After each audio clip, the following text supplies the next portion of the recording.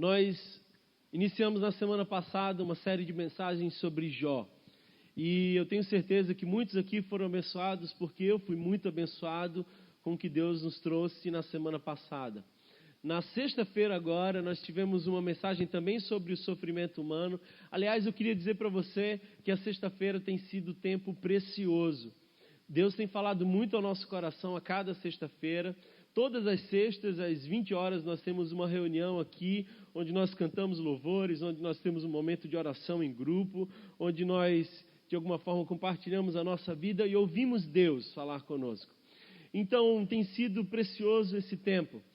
E falar de Jó é falar da experiência humana universal, que é o sofrimento. Sofrer é algo que não é opcional à nossa existência.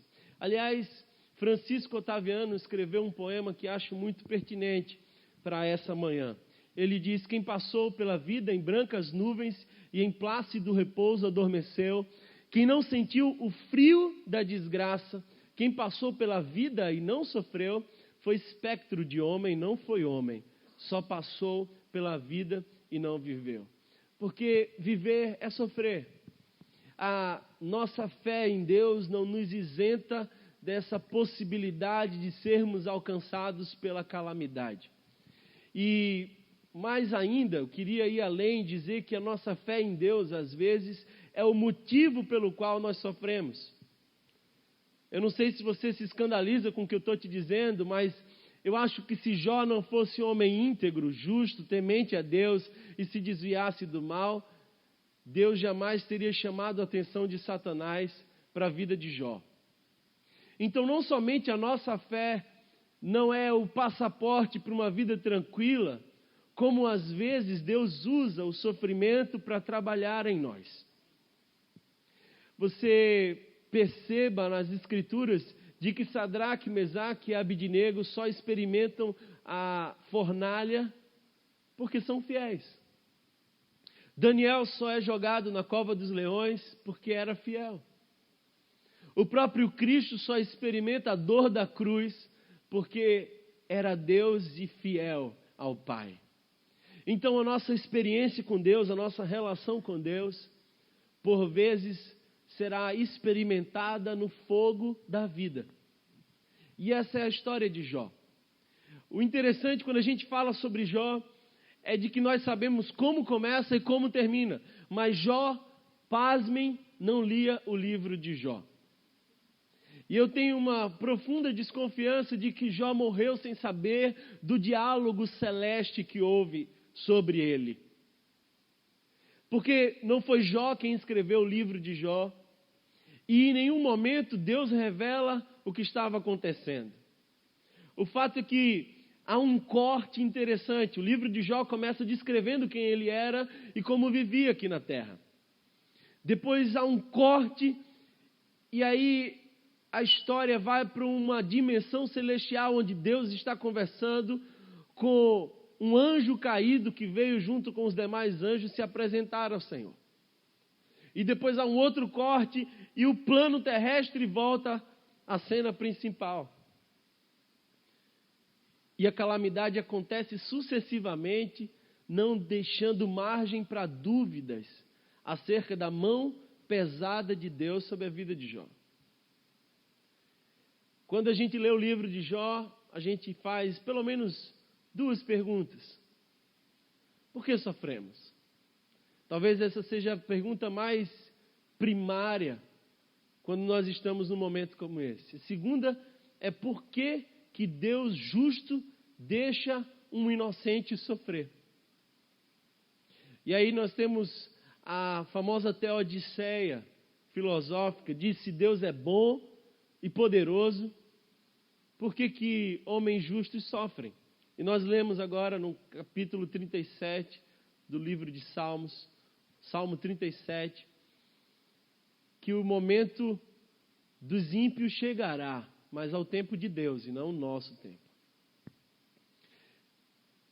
Há algumas dificuldades quando a gente começa a ler o livro de Jó, e como nós estamos expondo o livro, e agora vamos talvez para a parte central do livro, que são os diálogos entre os amigos de Jó, e Jó, algumas questões delicadas que é interessante que se faça menção aqui.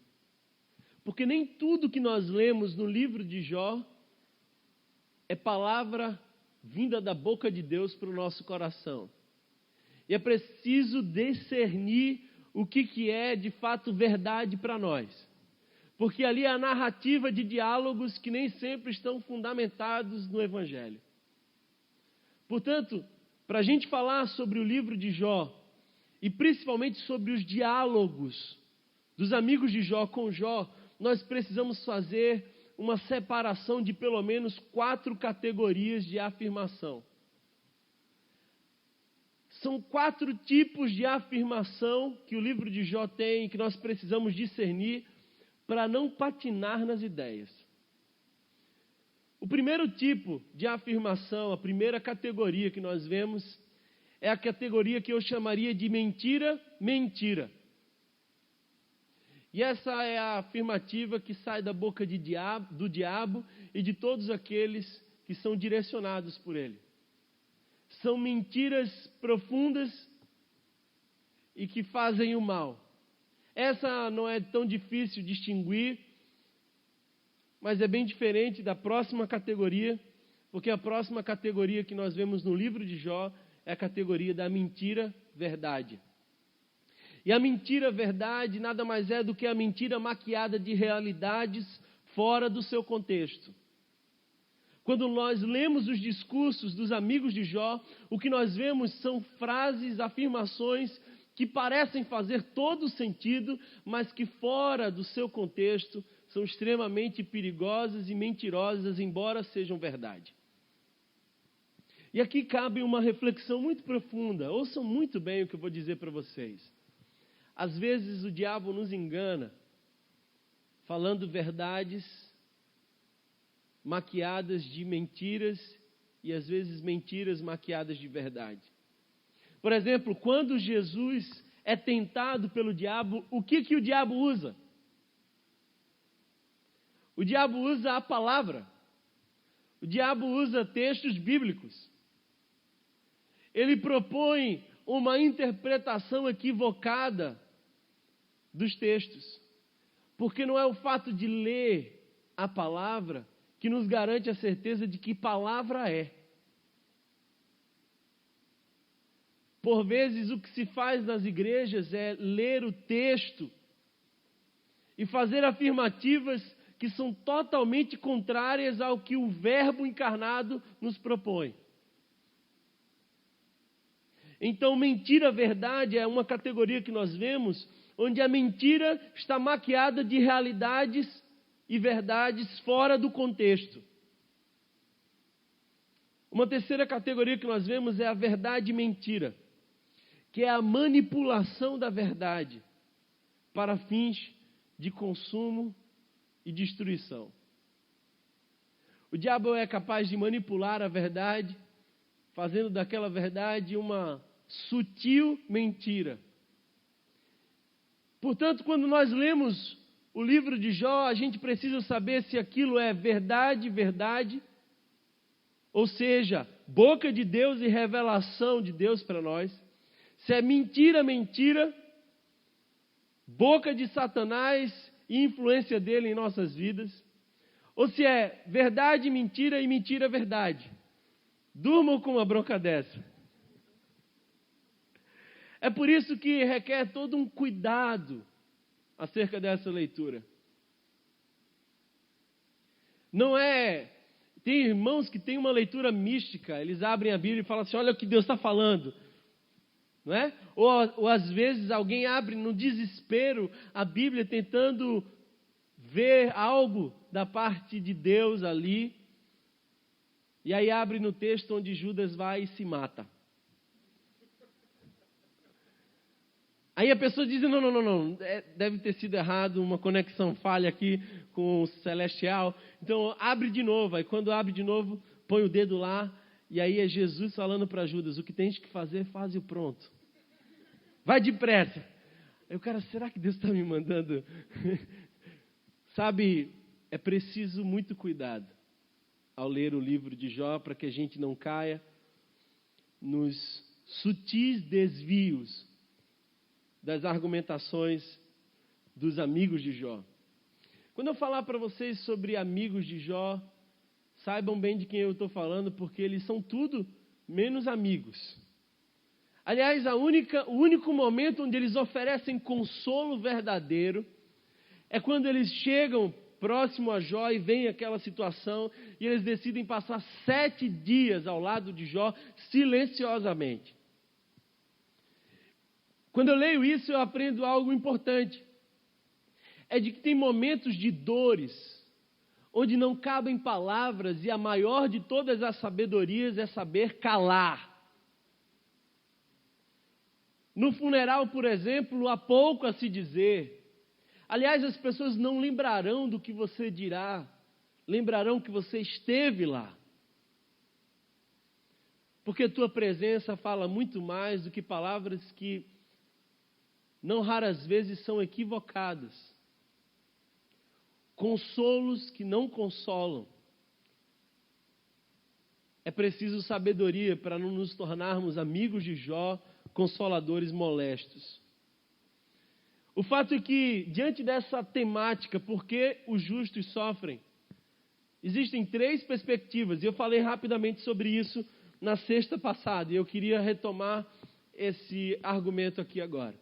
Preste bem atenção, quando nos deparamos com o sofrimento humano, existem 3 perspectivas de como reagir. A primeira perspectiva é o que eu chamo de a perspectiva religiosa. A perspectiva religiosa é aquela que olha o sofrimento e olha para um Deus justo e diz: se Deus é justo, eu devo estar merecendo esse sofrimento, eu devo ter feito algo para isso acontecer. Portanto, se eu estou sofrendo, o que eu preciso é me santificar mais, me consagrar mais, eu tenho que fazer mais jejum, eu tenho que ler mais a Bíblia, eu tenho que orar, eu tenho que ir mais na igreja, para que Deus de alguma forma me veja no processo de autojustificação e estanque o fluxo de sofrimento na minha vida. Eu não sei se você já viveu a experiência de estar numa igreja cuja ideia é essa. É uma profunda neurose. Porque se você entra em sofrimento, você carrega 2 pesos. O peso de chorar a sua dor e o peso da acusação de alguém dizer: ele deve merecer essa dor que tem, embora não aparente. Na sexta passada, alguém me procurou aqui no final da reunião e falou assim: você não tem ideia do quanto a minha mãe sofreu com isso. Porque a minha mãe era dedicada à obra do Senhor, mas descobriu um câncer. E quando ela descobriu um câncer, ela entrou em crise. E a crise dela era de dizer: Senhor, por que comigo? Eu vou à igreja, faço parte do grupo de oração, eu dou o meu dízimo, eu sou fiel, eu nunca fiz isso nem aquilo. Por que essa dor me sobreveio? É a ideia de causa e efeito. Então a religião olha para o sofrimento e diz: se Deus é justo e eu estou sofrendo, eu devo ter provocado isso tudo. Nada mais é do que a lei da física aplicada à teologia. Se eu pego um lenço e o solto, ninguém aqui tem dúvida de que ele vai cair em vez de subir. Ação e reação, causa e efeito. E aí a teologia diz: olha, eu estou sendo vítima de Deus porque de alguma forma eu fui contra a sua santidade. E essa talvez é a base de toda a argumentação dos amigos de Jó. Jó, se você está sofrendo assim como está sofrendo, e não é pouco, deve ter muito pecado escondido dentro de você. Essa é a perspectiva da religião. Existe hoje em dia, talvez a perspectiva mais difundida hoje em dia, é o que eu chamo de a perspectiva secularizada. O cara começa a sofrer e ele faz o seguinte argumento: se eu estou sofrendo e Deus é bom e justo, se eu olho para o mundo e o que eu vejo é calamidade, isso deve ser um sinal de que Deus não existe. Porque se Deus existisse, eu não estaria sofrendo. Então o meu sofrimento me faz olhar para os céus e enxergar uma ausência no trono. Se na perspectiva religiosa Deus só responde ao meu comportamento, na perspectiva secularizada ele nada mais é do que um ser que devia manter a ordem e não mantém, e como não mantém, fizeram um impeachment de Deus. Vocês estão entendendo? Agora, se por um lado os religiosos dizem que Deus responde ao meu comportamento, e por outro lado os da não religião, do relativismo, da mente secularizada, diz se Deus é bom e justo, por que eu sofro? E se eu sofro é porque Deus não existe? Qual é a terceira perspectiva? Como se deve pensar acerca do sofrimento? Esse é talvez o argumento principal do livro de Jó. O livro de Jó foi feito para desmentir essas duas perspectivas polarizadas. Foi feito para reduzir os argumentos dos amigos de Jó a nada. E foi feito para confundir os argumentos da secularização, dizendo que mesmo um justo sofrendo, há um Deus no trono, poderoso, cheio de glória e de verdade, que ao seu tempo se levanta ao nosso favor. O que o livro de Jó nos propõe? Nos propõe a perspectiva de que Deus está no controle. E de que Deus é tão poderoso que é capaz de usar o nosso sofrimento ao nosso favor, segundo a sua vontade. Mas quem sofre não faz filosofia. Acho interessante quando a gente começa a ler o livro de Jó, porque a gente vê que filosofia mesmo, quem faz são os amigos de Jó. Porque quem está sofrendo não tem tempo de fazer filosofia, está doendo. E quem sente a dor e a angústia de perder tudo, não fica fazendo elucubrações acerca da administração celestial. O que ele quer é que pare de doer. E a gente fica falando da paciência de Jó, como se ele tivesse suportado tudo, sem abrir a sua boca. Mas no capítulo 3, ele faz as seguintes afirmações. Depois disso, Jó abriu a boca e amaldiçoou o dia do seu nascimento, dizendo: pereça o dia do meu nascimento e a noite em que se disse, nasceu um menino.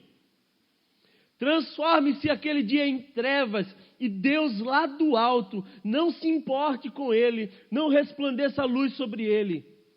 Chamem-no de volta às trevas e à mais densa escuridão. Coloque-se uma nuvem sobre ele e a negritude aterrorize a sua luz. Mais para frente ainda no capítulo 3 ele diz: por que eu não morri quando eu nasci? Porque houve joelhos para me receberem e seios para me amamentarem. Ele lamenta o fato de não ter sido um aborto. A angústia é tão profunda que ele faz a opção dentro de si da não existência. Era melhor não viver. E ele segue dizendo: por que não me sepultaram como criança abortada? Como um bebê que nunca viu a luz do dia? Ali os ímpios já não se agitam e os cansados permanecem em repouso. Os prisioneiros também desfrutam sossego, já não ouvem mais os gritos do feitor de escravos. Por que se dá a luz aos infelizes e vida aos de alma amargurada? No meio da profunda dor que Jó sentiu, ele abre a sua boca, questiona a sua existência, questiona o seu nascimento, amaldiçoa o dia de ter nascido. E ele segue dizendo: por que se dá a vida àquele cujo caminho é oculto e a quem Deus fechou as saídas? Ele sente que Deus acuou ele e deixou ele sem caminho, sem possibilidade. Como alguém que vai pegar uma galinha e tange ela para onde ela não pode correr. Jó teve a experiência de ser tangido por Deus para o canto da parede e se sente sem saída. E ele diz: pois me vêm suspiros em vez de comida, meus gemidos transbordam como água. O que eu temia veio sobre mim, e o que receava me aconteceu. Não tenho paz, nem tranquilidade, nem descanso, somente inquietação. Quando os amigos de Jó ouvem isso, acontece algo terrível. Os amigos de Jó são tomados pela necessidade de defender a honra de Deus. E não se enganem. Que terrível coisa é se promover a advogado do eterno. Quando a gente quer advogar Deus, quando a gente quer se colocar entre aqueles que sofrem e o Deus Todo-Poderoso, a gente quer explicar Deus, a gente quer dar razão a Deus e mostrar para o que sofre que de alguma forma não há injustiça ali. E o que eu aprendo com os argumentos terríveis dos amigos de Jó é de que Deus não precisa de advogado.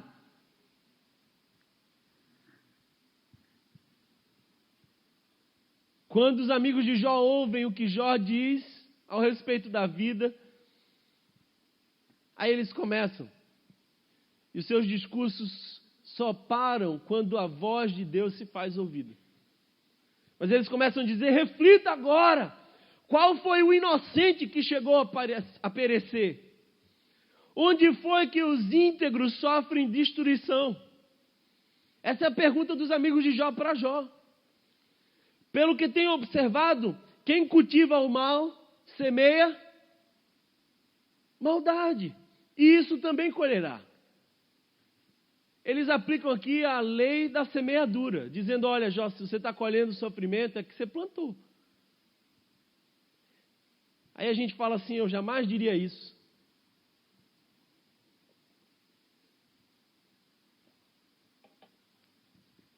Aí a gente encontra uma mãe sofrendo por um filho. E a primeira ideia que nos vem à mente é dizer: ela deve estar sofrendo pelo filho, porque ela não foi uma boa mãe. É por isso que esse menino se desviou. É por isso que esse menino caiu nas drogas. Porque ela não foi uma boa mãe. Isso é causa e efeito. Isso é mentalidade dos amigos de Jó.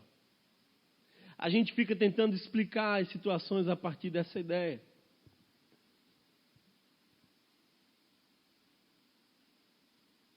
Eles liam a história de Jó a partir da causa e efeito.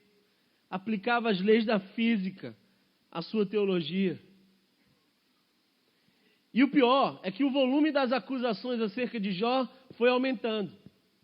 Porque cada vez que Jó interferia ao seu próprio favor, eles intensificavam os juízos contra Jó e começaram a fazer acusações terríveis. Chegaram, por exemplo, a chamar Jó de burro. Falaram que Jó era merecedor de todo o sofrimento. Falaram que Jó era um pecador miserável e que carecia daquela punição. Falaram, por exemplo, e chegaram a ser capaz de acusar os filhos de Jó de terem pecado, e o pai agora recebia a punição dos filhos. Olha só como evangélicos eram esses amigos de Jó. Afirmaram que Jó tinha enriquecido ilicitamente. Jó, você é rico porque você roubou. Afirmaram que as bondades que Jó tinha no seu currículo eram todas de fachada e mentirosas. Eles olham para Jó e começam a fazer afirmações como, por exemplo, o fato de que na história da humanidade, na perspectiva dos olhares deles, nunca um justo sofreu. E aí Jó responde da seguinte forma: olha, que eu sou pecador, eu sei. Porque não tem ninguém nesse mundo, sob a condição de humanidade, que não experimente em si o pecado. Mas se é com essas categorias que vocês estão falando e me julgando, se é a partir desse raciocínio de vocês, eu não devia estar nessa situação, vocês é que deviam estar. E aí Jó começa a se defender daquilo. Jó começa a dizer: vocês nunca viram? Eu já vi aos montes o justo no dia da calamidade e o ímpio na bonança. E esses argumentos vão crescendo. E aí nós chegamos ao capítulo 16, do versículo 19 do livro de Jó. E é aí que eu gostaria de que você abrisse a sua Bíblia e nós fôssemos para essa leitura. Jó, capítulo 16, versículo 19.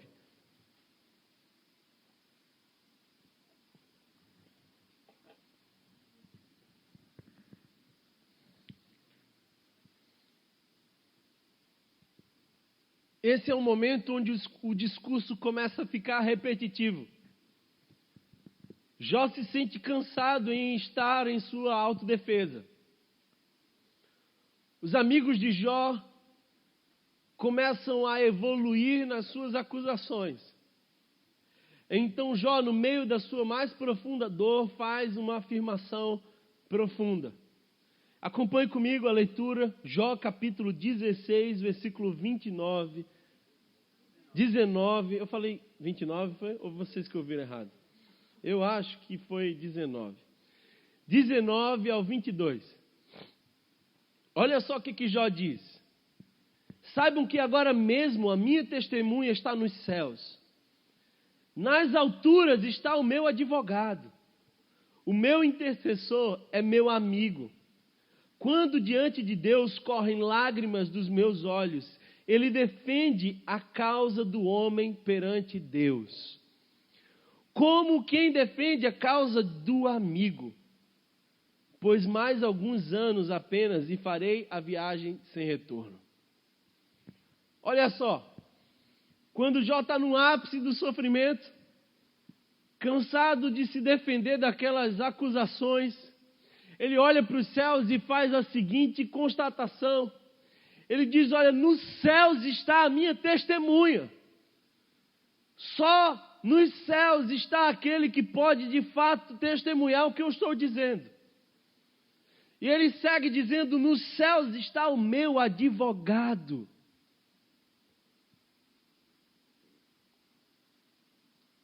E ele segue a sua afirmação dizendo: lá nos céus está o meu intercessor, que por sinal é meu amigo.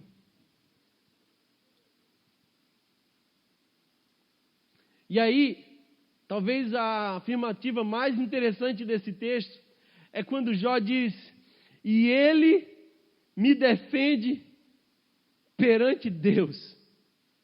Ele defende a causa do homem, Jó, perante Deus. Olha só, Jó, na angústia do seu coração, olha para os céus e diz: eu sei que aí está o meu advogado. E eu sei que nos céus também está o meu juiz. Portanto, se resolvam ao meu respeito, é Deus contra Deus, ao meu favor. Quando eu leio isso, eu vejo que aqui está a fórmula, e Jó não fazia ideia do que estava dizendo. Mas aqui está a fórmula da salvação. Aqui mora a mais profunda verdade da qual nós somos beneficiados. É Deus contra Deus ao meu respeito, ao meu favor. Você tem ideia do que Jó estava querendo dizer?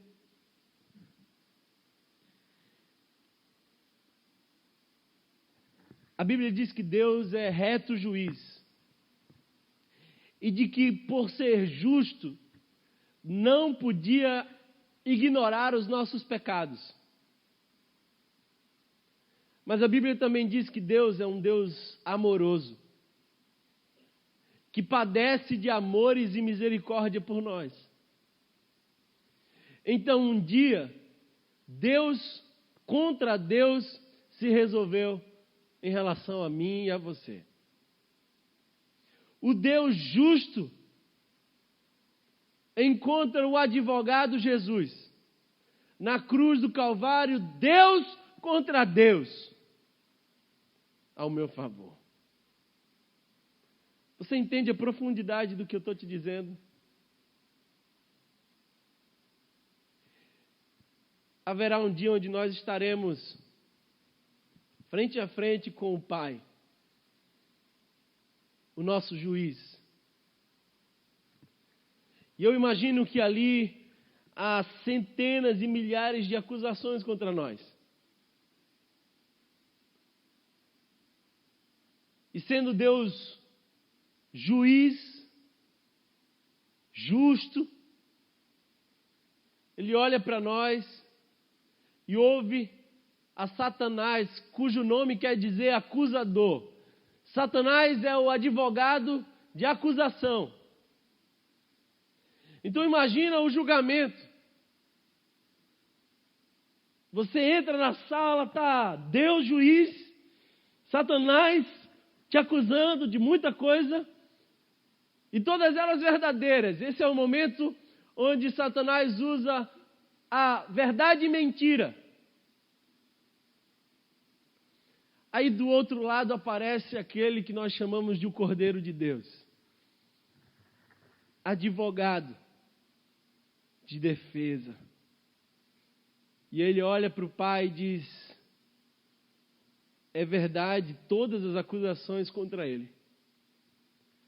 Mas olhe bem no final dessas acusações. Porque está escrito em tinta vermelha, que por sinal é meu sangue, perdoado.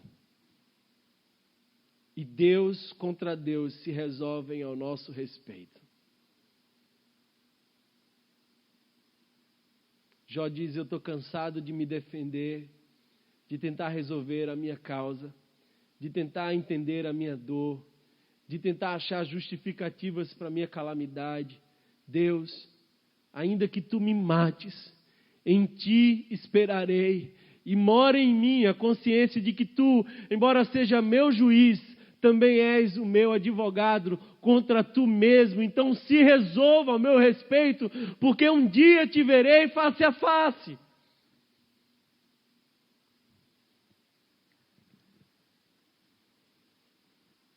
Deus contra Deus ao nosso favor. É Deus justo juiz, que se encarna e toma o lugar do réu, que paga o preço em nosso lugar, de tal forma que ele se transforma no meu advogado e advoga a minha causa contra o próprio Deus juiz.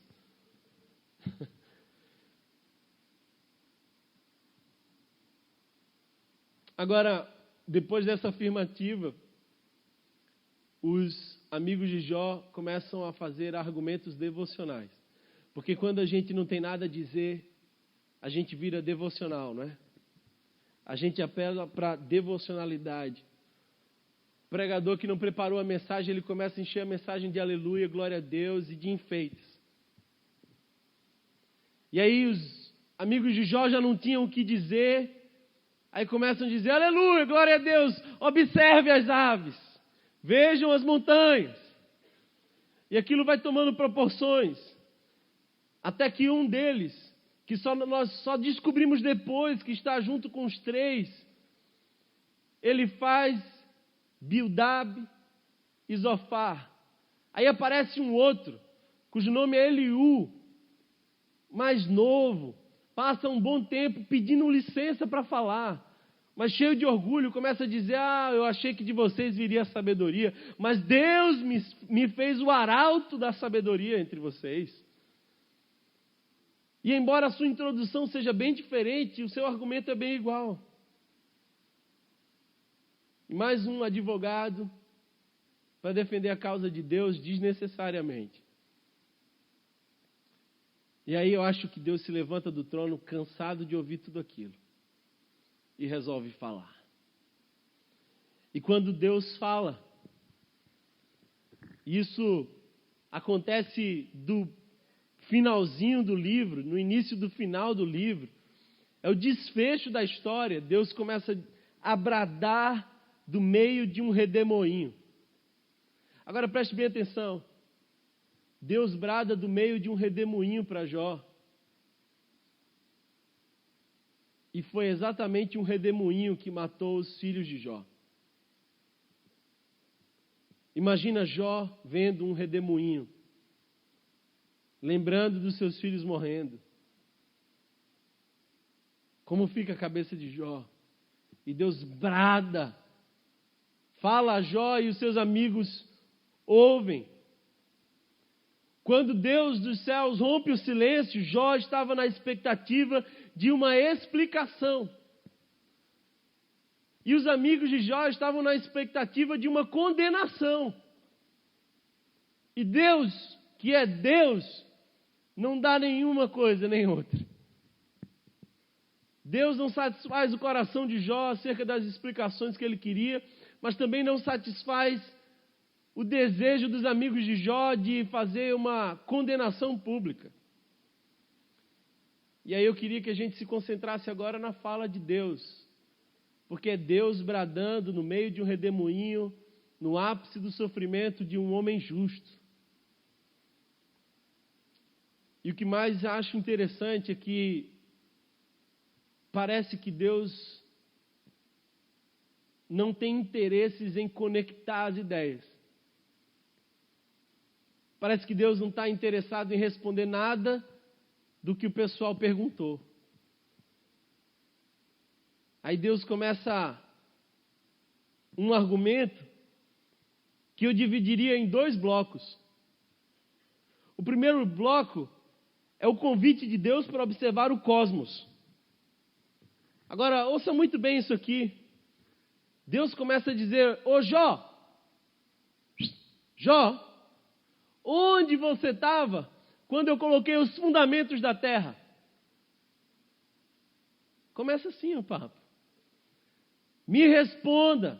Agora eu te pergunto e você me responde. E ele continua. Você sabe quais são os caminhos da morada da luz? Jó, me responda como funcionam os depósitos de gelo na terra. Explica. Jó, fala para mim esse lance das correntes marinhas. Hoje em dia talvez fosse mais fácil, porque a gente tem a bênção do Discovery Channel. Mas quando Jó ouve esse negócio, ele fica perplexo. E o primeiro bloco, quando Deus convida Jó para observância acerca dos fenômenos naturais, tem o seguinte objetivo: mostrar que Jó não sabe nada. Mostrar que até mesmo o que é previsível fisicamente, Jó não sabia. É como se Deus estivesse dizendo: se você não sabe o que acontece aqui todo o tempo e se repete como lei na vida, como é que você vai saber, Jó, do que se faz lá na eternidade? Jó, você não sabe de nada. E aí o segundo bloco começa da seguinte forma. Agora, os argumentos de Deus não são, e as perguntas dele não são mais ligadas ao cosmos, mas à animalidade. Agora Deus começa a fazer perguntas acerca dos animais, da criação animal. E aí Deus começa a perguntar: ô Jó, você já viu a cabra montês? Aquela cabra das montanhas? Você viu como aquela cabra cuida bem dos seus filhotes? Mas embora ela cuide bem dos seus filhotes, quando eles crescem, eles vão embora. Isso não lhe parece estranho, Jó? E ele começa a fazer exemplificações dessa teologia de causa e efeito. Ele começa a dizer assim, olha, embora a cabra monteis cuide bem dos seus filhotes, quando eles crescem, eles deixam ela e vão embora. Não há relação de causa e efeito. Ele começa a dizer, Jó, olha para o avestruz, veja como o avestruz é uma ave imponente, bonita, mas é um desnaturado, desafetuado, capaz de esmagar os ovos por não saber onde colocou eles. E quando vêm os animais para tentar roubar os seus ovos, o avestruz, embora seja bonito, não defende a sua cria. Onde está a relação de causa e efeito, Jó? E ele segue. Ele faz um paradoxo entre o ético e o estético. Onde é que está essa relação? Ele segue dizendo, olha o boi selvagem. Olha o boi selvagem, Jó. Tão forte, tão poderoso, mas não está disponível. Embora tenha força, não pode ser domesticado. Não tem relação causa e efeito. Olha o cavalo. É tão valente. É tão disponível, mas morre por sua bondade na guerra. Não há relação de causa e efeito. E ele desconstrói os argumentos dos amigos de Jó. E aí no final de tudo, Deus fala assim, olha, Jó é meu servo. Ele está correto. E aí ele faz o seguinte, ele diz assim, Jó, interceda pelos seus amigos. Ora por eles. Deus repreende os amigos de Jó e mais, lhe afirmou que somente as orações de Jó viriam, e das orações de Jó viriam a graça de Deus em seu favor. Agora veja a ironia de Deus nesse processo, porque é quando os juízes são salvos do juízo divino pelas intercessões do réu julgado. O réu agora vai interceder por aqueles que durante todo o livro são juízes. Deus é lindo.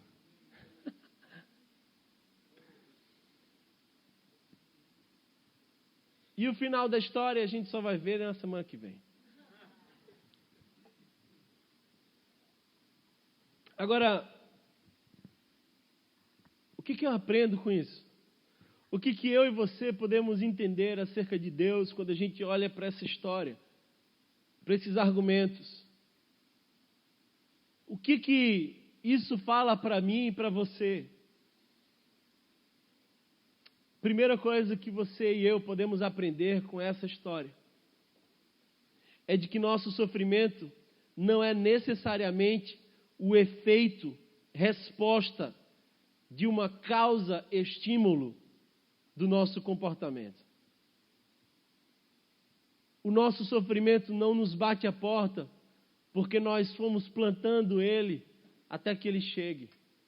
Não necessariamente é uma resposta de Deus a um comportamento pecaminoso nosso. O que Deus está querendo dizer é que os justos também sofrem. E aqui a gente desmonta a ideia teológica de muitas religiões. O islamismo, a base do islamismo é essa ideia. Então eu vou e mato todo mundo, e a gente liga a TV e vê que isso está acontecendo. E por que eles estão matando todo mundo? Porque eles acham que eles provocando a causa da fidelidade receberão de Deus a resposta do paraíso. Causa e efeito, islamismo.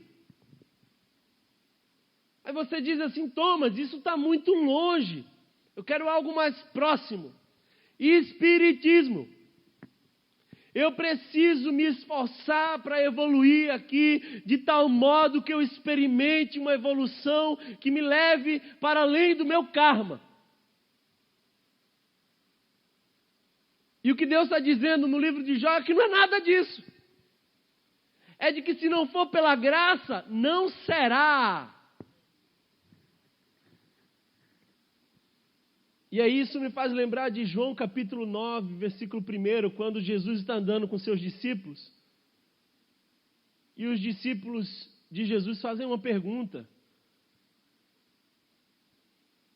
Eles veem um cego de nascença e dizem: Rabi, mestre, quem pecou? Este ou seus pais para que nascesse cego? E aí Jesus objetivamente responde: nem ele pecou, nem os seus pais, mas foi assim para que se manifestem nele as obras de Deus.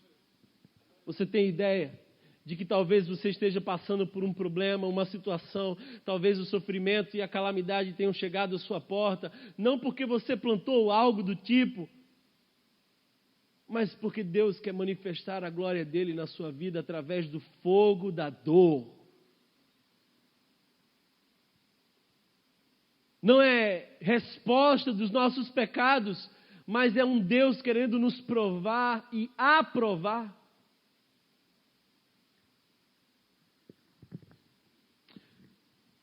A segunda verdade que eu aprendo acerca da história de Jó é de que nós não precisamos de respostas. Porque tudo que Deus não faz aqui é dar resposta. As pessoas dizem por aí que o mundo é movido a perguntas. E as perguntas vão movendo a humanidade. Aliás, desde muito cedo, quando nós entramos na infância, se você é pai, se você é mãe, você vai saber que há uma fase onde o seu filho conhece o mundo e tudo o que ele mais sabe é dizer: por quê? Outro dia eu estava conversando com um pai cujo filho está vivendo essa fase. E ele disse que o filho pergunta tudo. Olha, por que isso? Por que aquilo? Por que isso? Por que aquilo? E tem hora que ele cansa. O pai cansa. E aí, estrategicamente, ele inverte a cena. O filho pergunta: por que isso? Aí o pai fala assim: olha, mas é desse jeito aqui. Mas por quê? Aí o filho olha: mas por quê? Aí para de perguntar. A estratégia do pai é devolver o porquê. Parece que Deus fez essa estratégia. Deus devolve o porquê para Jó. Isso me faz lembrar o método de ensino socrático. As aulas de filosofia servem para alguma coisa. O método socrático é o seguinte: é de que o professor não tinha a responsabilidade de dar respostas. Tinha a missão de fazer perguntas. E quando seus alunos achavam que estavam chegando próximo de alguma conclusão, lá ia mais uma vez o professor com mais e mais perguntas. Agora ouça muito bem o que eu quero dizer para você. Abra bem os seus ouvidos agora. Jó, durante todo o seu livro, faz 35 perguntas. Ele olha para os céus e faz 35 questionamentos a Deus. E quando Deus rompe o silêncio, devolve para Jó 70 perguntas. Essa é a matemática do eterno. Jó faz 35 perguntas a Deus, Deus faz 70 perguntas a Jó. O que Deus quer nos ensinar com isso? De que a gente não anda no mundo pelo conhecimento do que já entendemos. A gente caminha na existência pela consciência que nos promove a fé. O justo pela fé viverá. O que Deus queria com Jó era dizer: meu filho, você não precisa entender nada, você precisa caminhar por fé, porque o justo pela fé viverá. Romanos capítulo 1, versículo 17 diz: porque no Evangelho é revelada a justiça de Deus, uma justiça que não vem do princípio ao fim, mas é pela fé, como está escrito: o justo viverá pela fé. Sabe qual que é o mérito do livro de Jó? é ele ser levado ao contentamento, sem nunca conhecer todos os fatos do seu caso. Ouça isso aqui, irmão. Essa palavra é profunda para o teu coração e para o meu. O mérito de Jó é ter sido guiado por Deus ao contentamento, sem nunca ter entendido ou tomado conhecimento acerca de alguns fatos. É louvar a Deus mesmo sem entender a calamidade. É seguir firme, mesmo que dentro de você não faça sentido algumas coisas. É dar razão a Deus, mesmo não entendendo o trabalhar de Deus na nossa vida. É dizer, Senhor, eu te conhecia de ouvir falar, mas agora os meus olhos te veem. É ver Deus, mas não entender o que Deus faz. Porque Jó não lia o livro de Jó, não fazia ideia do diálogo que Deus teve com Satanás, mas ele tinha certeza de uma coisa: o meu Redentor vive. A minha pergunta é, se você não entender, será que ainda assim você vai se contentar em Deus? No final do livro, Jó não diz, agora eu entendo. Essa não é uma expressão que aparece no livro de Jó. Não há esse negócio de, Deus, agora eu captei a ideia. Não seria mais fácil se Deus tivesse chegado para Jó e dito assim, Jó, vem cá, Jó. Estou ouvindo suas queixas, suas perguntas. Vamos fazer o seguinte, vou te explicar tudo. É o seguinte, você está passando por tudo que você está passando agora, porque vão passar 3, 4, 5 mil anos falando ao teu respeito, sendo inspirados pela tua história, e você vai ser a parábola viva de como Deus interfere e trabalha a nosso favor através do sofrimento. Entendeu agora, Jó? Cala a boca e vai. Não seria mais fácil? Mas Deus não faz. Porque Deus não tem compromisso nenhum de nos explicar nada. Deus é Deus. Eu não sou Deus. Deus é Deus, está sentado no seu trono e Ele faz o que Ele quer com a nossa vida. Porque eu sou dele, e se Ele quiser me dar a vida ou tirar a vida, louvado seja o Senhor. Se Deus quer nos abençoar com o dobro ou nos tirar tudo que temos, louvado seja o Senhor. Porque tudo vem dele, por Ele, para Ele, são todas as coisas. A terceira lição que eu aprendo na história de Jó é de que o sofrimento pode carregar o bem de Deus para nós. O sofrimento pode carregar o bem de Deus para nós. E esse é o paradoxo que a religião não concebe, que o secularismo não concebe, mas que está aqui. José do Egito, na proporção que ia sendo machucado, traído, na proporção que chorava e sofria, Deus ia pouco a pouco lhe empurrando até um dia lhe colocar no trono. Porque o caminho que Deus usou para José chegar ao trono foi o sofrimento.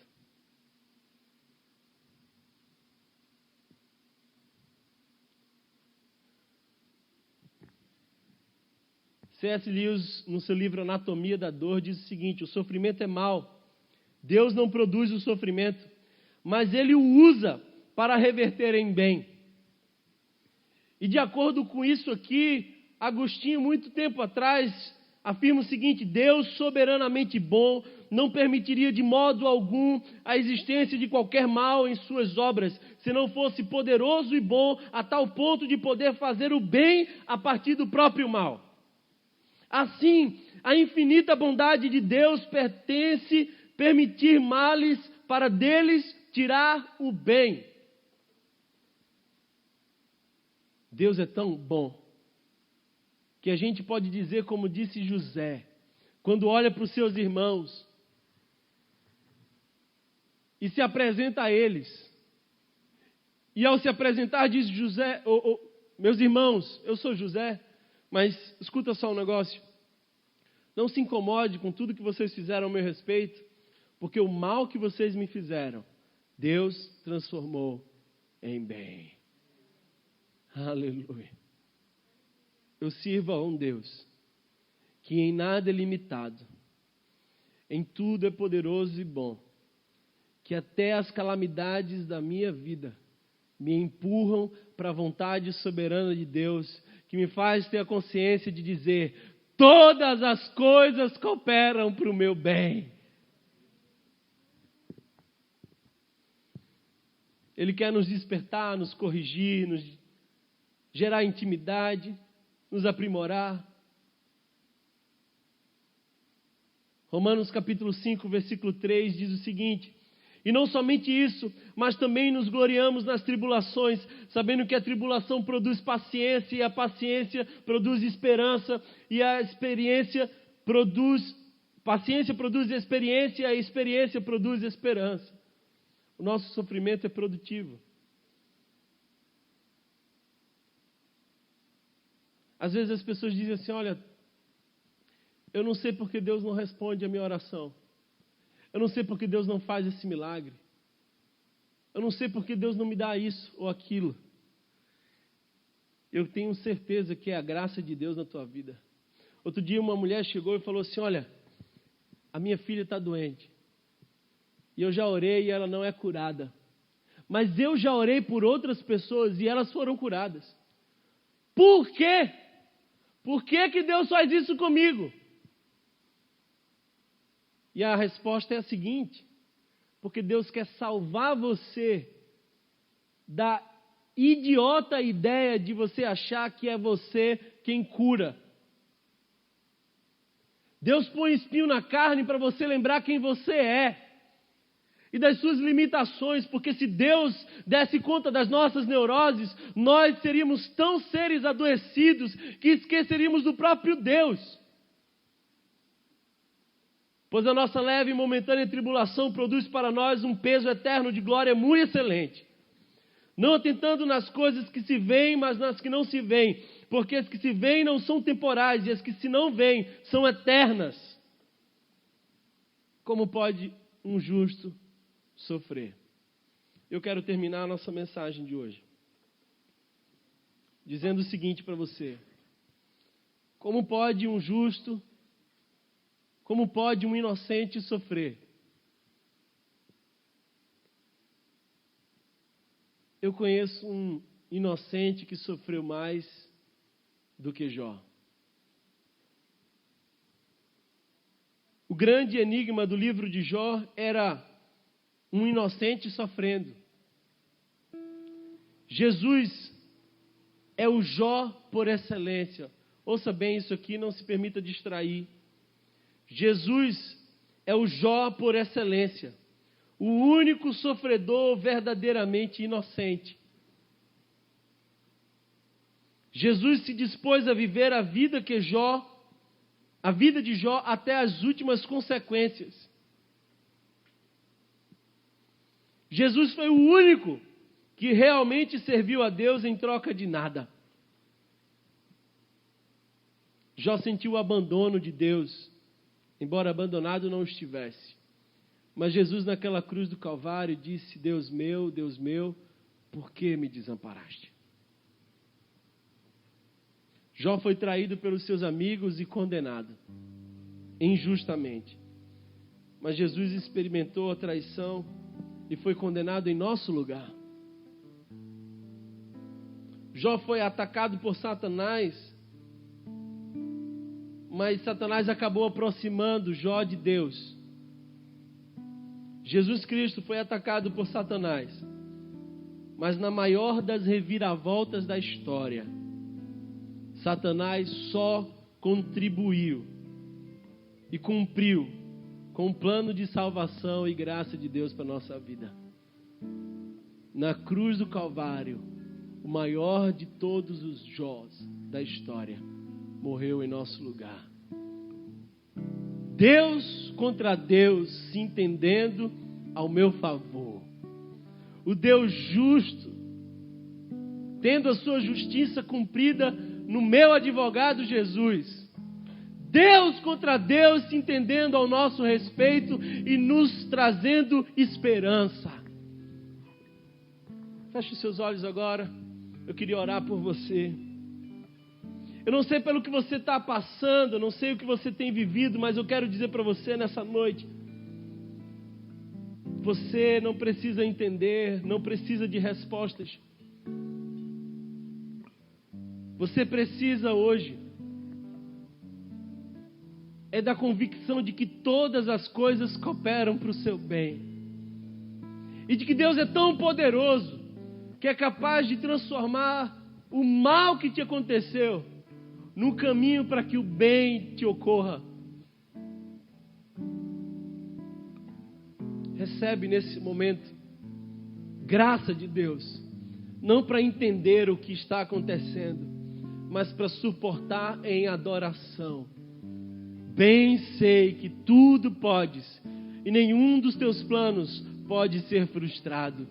Antes eu te conhecia de ouvir falar, mas agora, Senhor, os meus olhos te veem.